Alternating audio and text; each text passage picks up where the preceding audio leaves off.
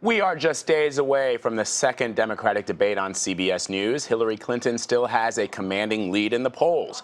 A new CBS News New York Times poll out today shows Clinton leading with 52% of support among Democrat voters. Vermont Senator Bernie Sanders trails by almost 20 points. Chief White House correspondent Major Garrett and senior political editor Steve Chaggaris join us now from Smokey Row Coffee in Des Moines, Iowa.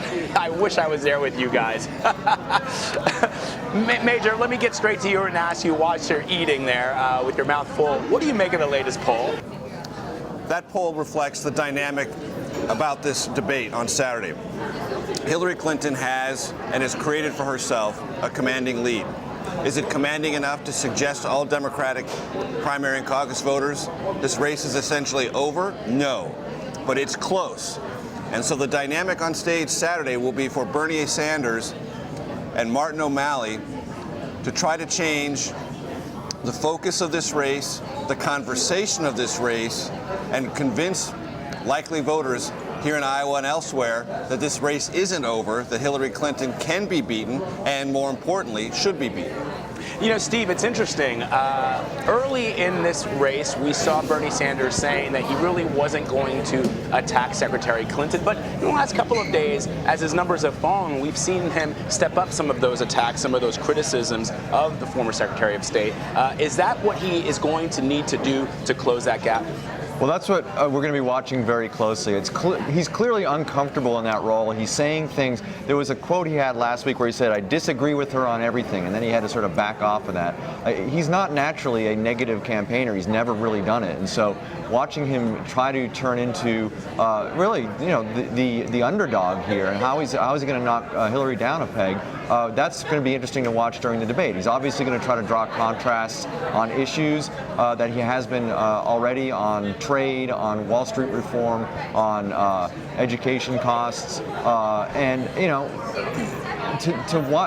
watching him closely on Saturday will be really to sort of see how he handles this. She's still very, very popular within the Democratic Party among Democratic primary voters, and to go after somebody like that negatively, you run the risk of alienating the party by going really negative. So we'll see how he handles that. And yet, Bernie Steve Sanders is, to a certain degree, a victim of his own success.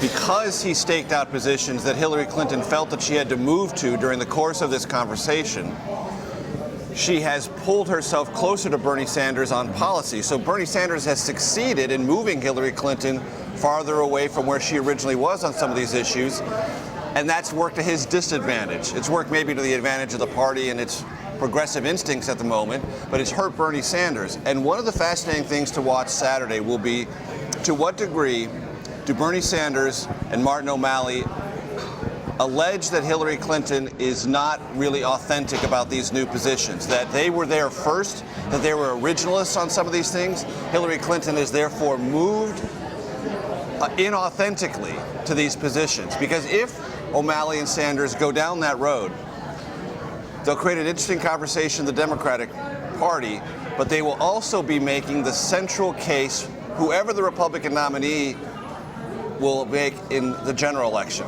that Hillary Clinton is essentially inauthentic. She will say and do anything. And if O'Malley and Sanders begin to go down that road, that will be a fascinating thing to see. Well, they've already started, and O'Malley's going hard on that, not only against Hillary Clinton, but against Bernie Sanders as well. And so the question, I think, ultimately is, do Democratic primary voters care? Or are they just happy enough that she is on their side on most of these issues, whether she's come to these conclusions late or whether she came to these conclusions 20 years ago?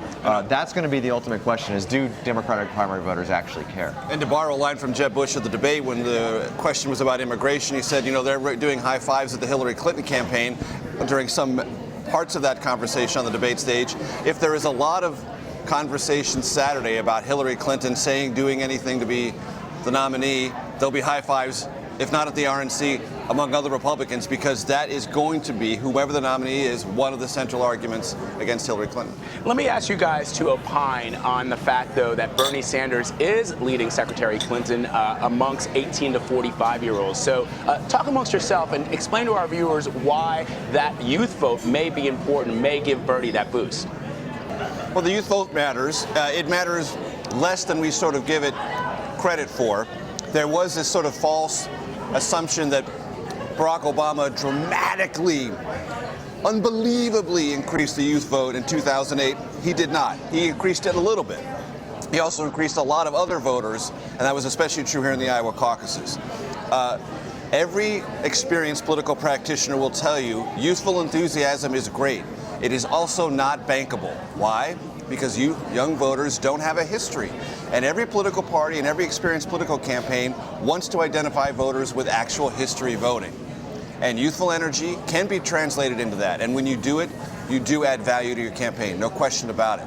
But if your campaign, and I think Bernie Sanders is a little bit in this dimension, relies heavily on youthful enthusiasm and energy, that is not a set of votes that is routinely or historically bankable, and that can be an underlying weakness in a campaign. Yes, and we've seen it in past, especially Democratic caucuses in Iowa. It's a different, caucusing in Iowa is different than going to a poll and voting and walking away. And to turn out young voters in Iowa in a, as you said, bankable way is a very difficult proposition. And so yes, it might have gone up in 2008 a little bit with Barack Obama, but it's not something that you can stake your entire campaign on and expect to win because you're winning among younger voters in Iowa. And the other part of it too is the slice of the party, that sort of liberal, very progressive, enthusiastic slice of the party is only a slice of the party. And they're not the ones that are just determining who the nominee is going to be. They have a say, but it's a smaller percentage than the rest of the party. And so I think ultimately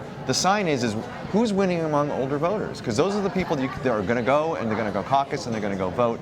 And that's the most, I think, important demographic to really look at. I know we get excited about younger voters, but again, not as reliable. And to pick up on a point Steve made, the caucus process for Democrats in Iowa is time-consuming, and it is, in some dimensions, complicated. You go into a caucus room, everyone gives a presentation about the candidates, then there is a process by which a vote is taken, and if you don't meet a certain threshold, then your candidate drops out and you have a choice. You can leave, or you can shift your support elsewhere. Now, in a more crowded field, that becomes a little bit more complicated. With three, it's going to shake itself out somewhat more rapidly, but it is a more complicated process. On the Republican side, all you do is show up, hear the presentations, write your name down on a piece of paper, submit it, and that's that.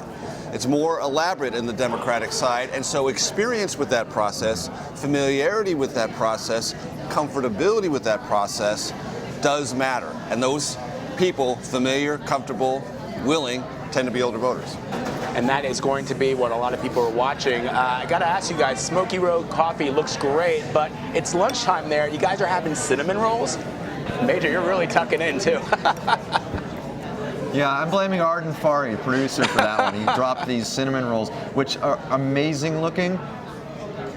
But I have to say, I feel full just looking at it. I'll dig in after the segment. Vlad, there's a very fundamental rule when you cover campaigns. Whenever food is put before you, you eat it. That's a good rule. Doesn't matter what it is or what time of day it is. Food in front of you must be eaten.